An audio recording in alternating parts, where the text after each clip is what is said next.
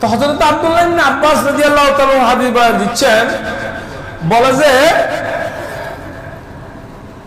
দুনিয়ার মানুষের কাছে ধন সম্পদের নাম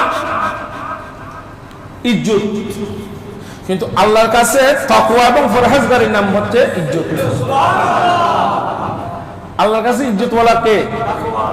ইন্না আকরামাকুম ইনদাল্লাহি আতকাকুম। আল্লাহর কাছে ওই ব্যক্তি সম্মানী যার কাছে পরহেজগারি আছে, দিনদারি আছে, খোদার ভয় আছে। পরগরি বলুন সুবহানাল্লাহ। একটা জিনিস চিন্তা করেন, হযরত বেলাল হাবশী হাবশার একটা লোক, কালো নিগ্রো মানুষ, কৃতদাস ছিল কার? উমাইয়া ইবনে খালফের। কিন্তু এই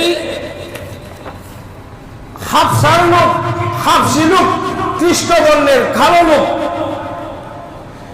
মক্কা শরীফ বিজয় যখন হলো, আল্লাহ রাসূল হযরত বেলাল রাদিয়াল্লাহু তাআলা আনহুকে বলে, এখানে কাবার উপর উঠে ছাদের উপর উঠে তুমি আযান দাও। কিসের কারণে? কারণ বেলাল হাবশীর যেমন ছিল তাকওয়া, তেমন ছিল নিকুত নবীর প্রেম। যেমন ছিল তাকওয়া, তেমন ছিল ওনার নবীর ব্যাপারে নিকুত প্রেম। আর এই নিকুত প্রেমে ওনাকে আল্লাহ এত মর্যাদা দিয়েছেন। উনি ওই বেলাল, যিনি আজান না দিলে মদিনা শরীফে, যিনি আজান না দিলে ফেরেশতাদের জন্য সকাল হয় না, বাইতুল মামুরে আজানের ফজরের আজানের সময় হয় না, উনি সেই বেলাল যার আজানের আওয়াজ না শুনলে ওইখানেও ফেরেশতাদের কি হয় না, সকাল ফজর হয় না। বড় করে বলুন না সুবহানাল্লাহ। ইনি সেই বেলাল যিনি জমিনের জুতা নিয়ে হাঁটতেছে, তার জুতার আওয়াজ আমার নবী মেরাজের রাত্রে ওখান থেকে শুনেছেন।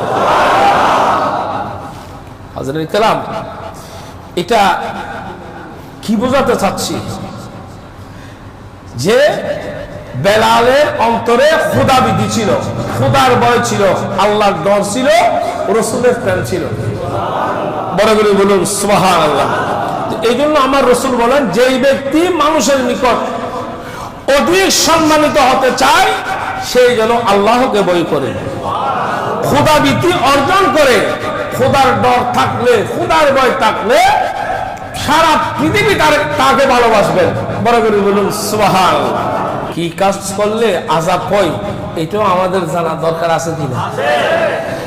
এটা আমাদের জানা দরকার। শরহে সুদূরের মধ্যে আল্লামা জালালউদ্দিন সুয়ুতি শাফি রাহমাতুল্লাহ আলাইহি, ইমাম বাহাকির একটা হাদিস, আবু হুরায়রা রওয়ায়াত একটা হাদিস ইরশাদ, আল্লাহ প্রিয় নবী সাল্লাল্লাহু আলাইহি ওয়াসাল্লাম ইরশাদ করেছেন, বাহাকি রওয়ায়াত।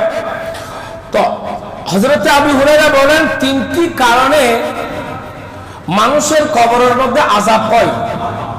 কয়টি কারণে? তিনটি কারণে মানুষের কবরের মধ্যে কি হয়? আযাব হয়। এই আযাবটা মুহূর্তের জন্য বন্ধ হয় না। তিনটি কারণে আযাব হয়, আযাবটা মুহূর্তের জন্য কি হয় না? বন্ধ হয় না। আচ্ছা, এই যে তিনটা কারণ এখন আপনাদের সম্মুখে উপস্থাপন করব, এই দোষ কি আমাদের থাকলে আমরা কি এই দোষ থেকে বাঁচার দরকার আছে কিনা? কারণ আমরা সবাই একদিন কবরে যাব। কবরে গেলে আমাদেরকে এই শাস্তি অবশ্যই দিবে যদি আমাদের দোষগুলো থাকে। তাহলে এইটা থেকে আমাদেরকে বাঁচার দরকার আছে কিনা?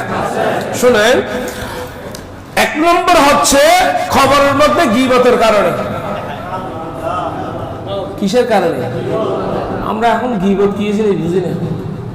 গীবত করার সময় আরো বলে যে আই কথা হইতি, ইটা ইটা গুজিও না গুজিও বুঝা করে, এটা হই না হই বুঝা করে, আই কি হই দি অকতা অদা অদা জিয়ের হইয়ের হই না নাম গীবত।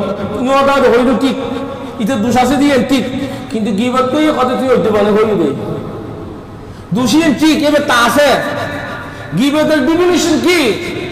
বলছে কোন বান্দার কোন দুষ্ত্রুটি হয়েছে, সেই দোষটা তাকে জানিয়ে, তাকে সংশোধন করে না দিয়ে তার এই গীবতটা অন্য জায়গায় বলে দেওয়া, এটাকে শরীয়তের পরিভাষায় কি বলা হয়?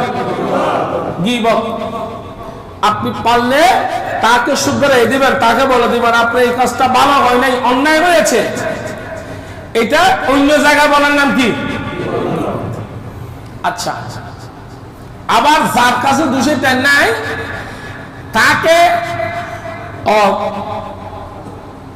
তাকে দোষারোপ করার জন্য নাই এমন একটা দোষ তার উপর প্রত্যাবর্তন করা, তার উপর চাপিয়ে দেওয়া, এটাকে বলা হয় কি? এটাকে বলা হয় অপবাদ। কি এটা? এর চেয়ে আরো মারাত্মক। আপনার কাছে দোষীটা নাই, নিজের স্বার্থ সিদ্ধির জন্য, স্বার্থ হাসিলের জন্য আরেকজন বান্দার নামে আপনি কি দিলেন? অপবাদ দিলেন। আমার আল্লাহ বলেন ওয়াল্লাযিনা ইউযুলুল মুমিনিনা ওয়াল মুমিনাত বিগাইরি মাকতাসাবু ফাকাদ ইহতামাল বুহতান ওয়া ইসমা 22 পারা সূরা আহজাবের মধ্যে, যে একজন বান্দার কাছে দোষীটা নাই, এটা নাই এমন একটা কথা তার ব্যাপারে বলা দেওয়ার নাম হচ্ছে অপবাদ। কি? অপবাদ। এটাও মারাত্মক। এই তিনটা কারণে কবরে আযাব হয়। এক নম্বর হচ্ছে কি? দুই নম্বর হচ্ছে সুগুলহুরি। দুই নম্বর কি? সুগুলহুরি। বুঝেন তো? আমরা সিটিঙ্গা ভাষা কথা কথা বিয়ারি, ইকের কথা এলাকা, ইকের কথা সমাজে এলাকায় বিশৃঙ্খলা সৃষ্টি করে এরকম লোক আছে কিনা? এগুলোকে বলা হয় সুগুলগুর। এগুলোর খলগুর, সুগুলগুর, সুগুলগুর। এরা যে জায়গায় যায় আল্লাহ সেই জায়গায় থেকে বরকত তুলে দেয়। এরা যে জায়গায় যায় সেই জায়গা থেকে আল্লাহ বরকত রহমত তুলে দেয়। জমিনে আসলে জমিনে তাদেরকে গজব দেয়। কাদের কথা বললাম? সুগুলগুর। এদিকের কথা ওইদিকে, ওইদিকের কথা ওইদিকে। আরাকা হইতো সিটিঙ্গা ভাষায় বনিতে দে বহুত হওয়ালে বউ না ভার, বহুত মেয়ে জামাই না ভার, এটা মাসানা সুগুলগুর হওয়ার কারণে বনিতে দে মেনশন নামে আল্লাহ জায়গা ফোনটা কি? অপবাদ, সুগুলগুরি, গীবত, এগুলোর জায়গা, এগুলোর দোয়া তো লাইলাতুল বরাত, কদর, এই সমস্ত বুজুর্গ রাইতো কবুল হয় না দোয়া। সমস্ত বড় রাইতো তাদের দোয়া কবুল।